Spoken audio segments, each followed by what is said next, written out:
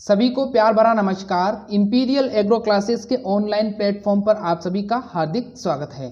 आज ये हमारी बायोलॉजी की क्लास नंबर 33 है, यानी कि 33वीं क्लास है। इससे पहले 32 अपलोड में कर चुका हूँ। अगर आपने वो वीडियोस नहीं देखी है तो इस क्लास को ख़त्म होने के बाद में एक एक करके अब उन वीडियोस को देखना शुरू कर दीजिए, क्योंकि बहुत ही इंपॉर्टेंट क्वेश्चंस मैंने सॉल्व करवाए हैं और आपका एग्ज़ाम भी अब आने वाला है। तो अपनी तैयारी को और ज़्यादा मजबूत रखिए और ज़्यादा मेहनत करना स्टार्ट कर दीजिए। और जो स्टूडेंट नए आए हैं प्लीज़ चैनल को सब्सक्राइब कर लीजिए और बेल आइकन को प्रेस कर लीजिए, ताकि अब भविष्य में आने वाली वीडियोज़ को आप मिस ना कर सकें। ठीक है, लगभग हॉर्टिकल्चर मैंने इनको कंप्लीट करवाई है। अब एग्रोनॉमी भी स्टार्ट होने वाली है 1-2 दिन में। थोड़ा मेरा स्वास्थ्य ठीक नहीं है, इस वजह से मैं कुछ क्लास नहीं ले पा रहा हूँ। बहुत सारी समस्याएं हैं, तो आगे आपको ऐसी समस्या नहीं होगी। ठीक है, कोशिश करूँगा मैं। तो अब ये हमारी क्लास नंबर 33 है। आज देखेंगे किस किस प्रकार के क्वेश्चंस इंपॉर्टेंट हैं और आगे आ सकते हैं। तो चलिए शुरू करते हैं आज का हमारा रोमांचक सफ़र। क्वेश्चन नंबर फर्स्ट देखिए क्या है। क्वेश्चन नंबर फर्स्ट है, वर्गीकरण की आधारीय इकाई क्या है? वर्गीकरण की आधारीय इकाई क्या है? ऑप्शन नंबर ए है आपका वंश, बी है आपका जाति, सी है आपका संघ और डी है आपका वर्ग। वर्गीकरण की आधारीय इकाई किसे कहा जाता है? जवाब देना है आपको। वर्गीकरण की आधारीय इकाई किसे कहा जाता है? ये इंपॉर्टेंट क्वेश्चन है। जेट और बीएचयू और आईसीआर में बार बार पूछा जाता है। जवाब देना है। जिसने इसका जवाब दिया है ऑप्शन नंबर बी वाला जाति, बिल्कुल सही जवाब है। वर्गीकरण की जो आधारीय इकाई मानी जाती है वो जाति को मानी जाती है।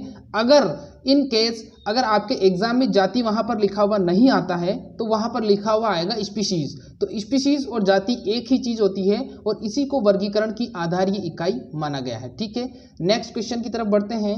अगला सवाल है हमारा, नेशनल बॉटनिकल गार्डन कहाँ पर स्थित है? नेशनल बॉटनिकल गार्डन कहाँ पर स्थित है? ये सवाल पीछे बार बार पूछा गया है, इसलिए मैंने इसको इंक्लूड किया है। नेशनल बॉटनिकल गार्डन कहाँ पर है? ऑप्शन नंबर ए है आपका नई दिल्ली में, बी है लखनऊ, सी है कलकत्ता और डी है जयपुर।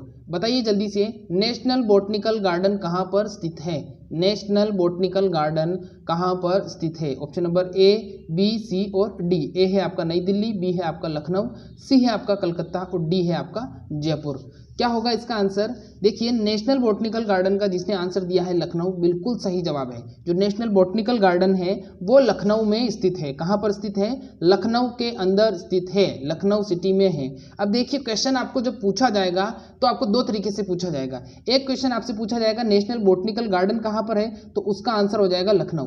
लेकिन अब अगला सवाल देखिए, अगला सवाल है भारत का बॉटनिकल सर्वे कहाँ पर है? तो बॉटनिकल सर्वे और नेशनल बॉटनिकल इंस्टीट्यूट ये दोनों ही अलग अलग हैं।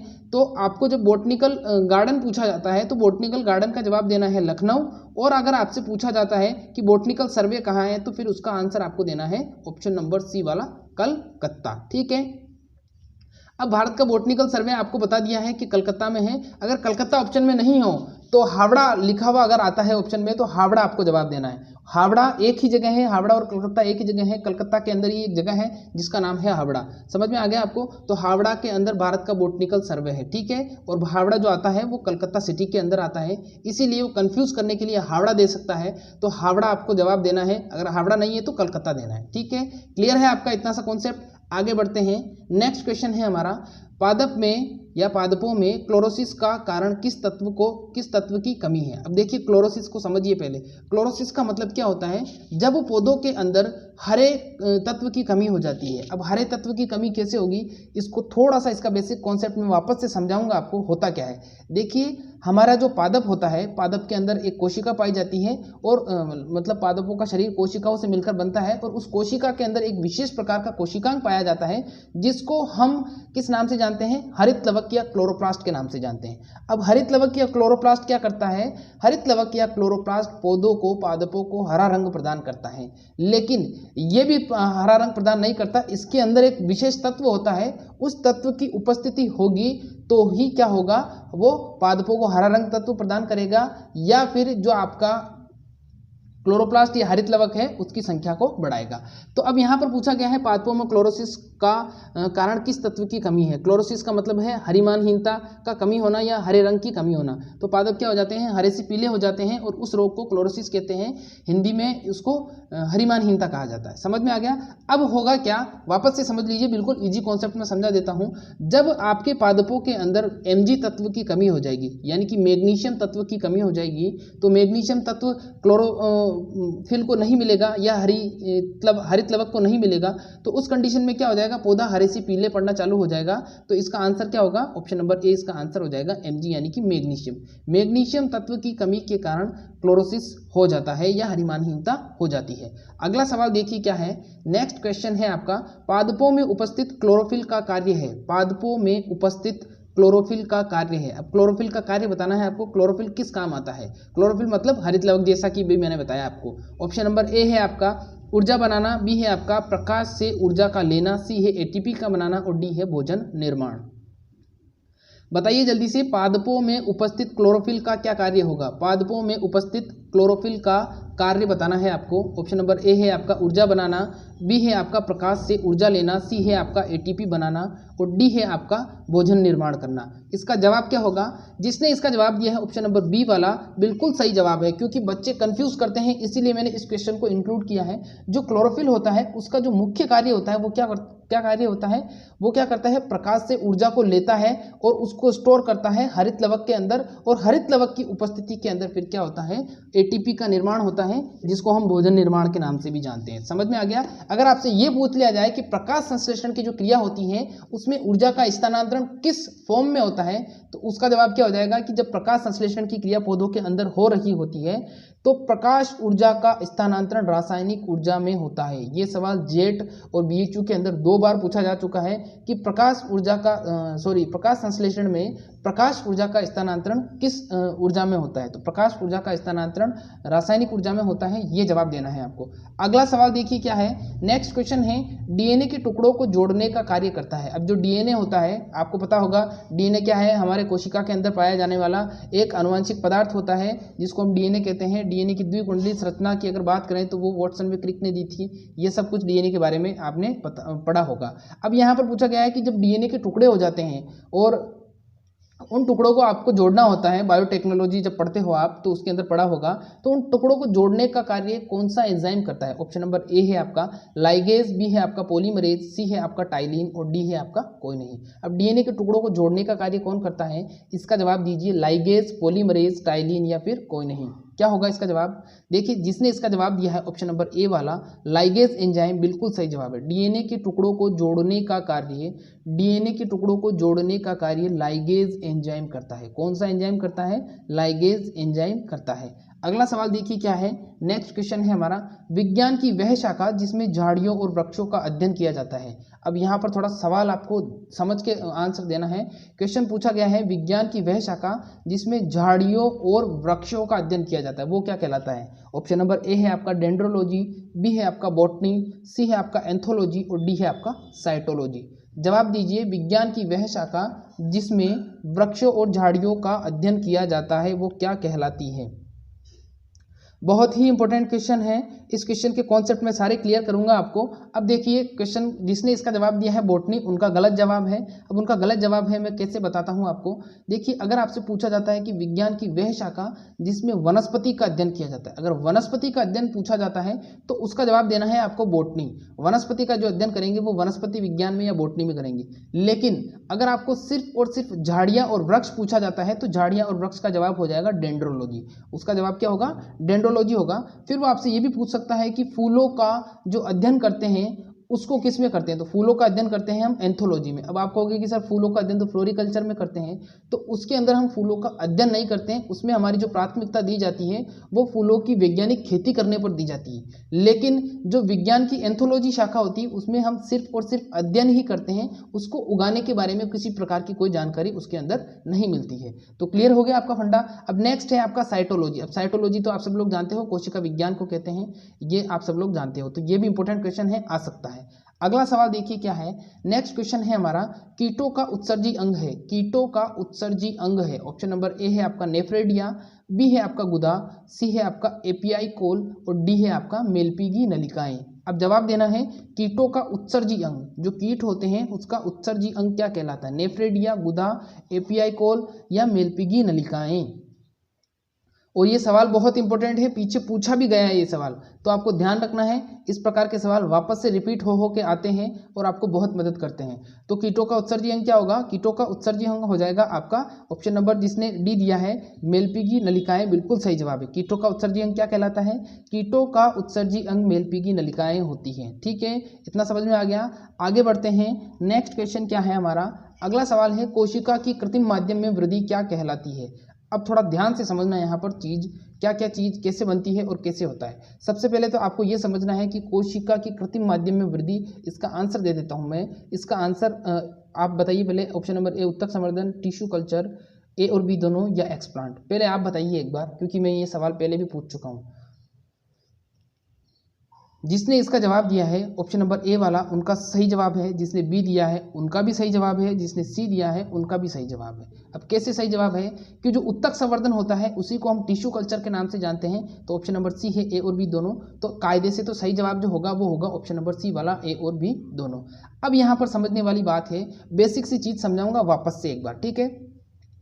सबसे पहले तो आपको ये समझना है कि उत्तक चीज होता क्या है। उत्तक बेसिकली स्पेशली कोई चीज नहीं होती है, विभिन्न प्रकार की जो कोशिकाएं होती हैं, जो अलग अलग कोशिकाएं होती हैं, सेम कोशिकाएं होती हैं, वो जब मिल जाती हैं और मिलकर किसी विशेष कार्य को अंजाम देती हैं तो उसको हम उत्तक के नाम से जानते हैं, जिसको इंग्लिश में हम टिश्यू कहते हैं और हिंदी में हम उसको क्या कहते हैं, उत्तक कहते हैं। समझ में आ गया इतना? तो अब आपको समझ में आ गया होगा कि विभिन्न प्रकार की कोशिकाओं का समूह उत्तक कहलाता है।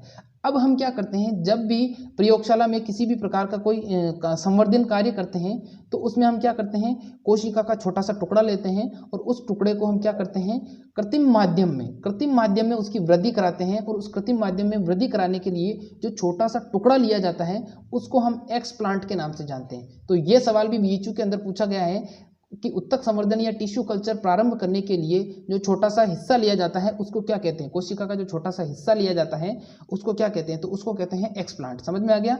तो ये बिल्कुल बेसिक सी चीजें सारी की सारी मैं समझा दूंगा आपको। तो उत्तक संवर्धन समझ गए, उत्तक संवर्धन में क्या करते हैं, कोशिकाओं का कृत्रिम माध्यम में वृद्धि करवाते हैं। अगला सवाल देखिए क्या है, नेक्स्ट क्वेश्चन है हमारा, मानव शरीर से आंसू किस ग्रंथि से निकलते हैं। क्वेश्चन क्या है, मानव शरीर से आंसू किस ग्रंथि से निकलते हैं। जब हम रोते हैं तो रोने के दौरान हमारी आंखों से जो आंसू निकलते हैं वो आंख से तो निकल रहे हैं, लेकिन आंख में भी एक पर्टिकुलर जगह है, उस जगह का नाम बताना है आपको, वो कौन सी ग्रंथि है। तो ऑप्शन नंबर ए है आपका पीयूष ग्रंथि, बी है आपका लेक्राइमल ग्रंथि, सी है अग्नाशय ग्रंथि और डी है आपका आमाशय ग्रंथि। बताइए जल्दी से, मानव शरीर से आंसू किस ग्रंथि से निकलते हैं। बहुत ही इंपॉर्टेंट क्वेश्चन है, बताना है आपको मानव शरीर से आंसू किस ग्रंथि से निकलते हैं।